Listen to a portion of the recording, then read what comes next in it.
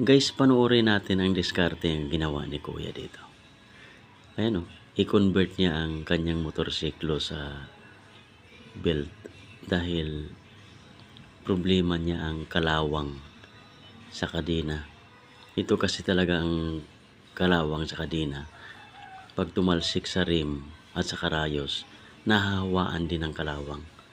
Kaya kung gusto mong laging malinis, lagi ka rin magpalit ng rim at sa karayos para malinis tingnan. So, iwas gastos.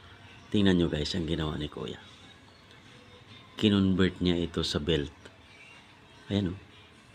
Tingnan nyo. Malinis tingnan. At saka hindi talaga ito kinakalawang. Kaya, lagi talagang manatiling malinis ang iyong rayos at saka rim. Ayan o. Ang ganda ng idea ni Kuya. Siya pa lang yata nakapag-isip ng ganito. Ito ang tipid tips na ginawa ni Kuya.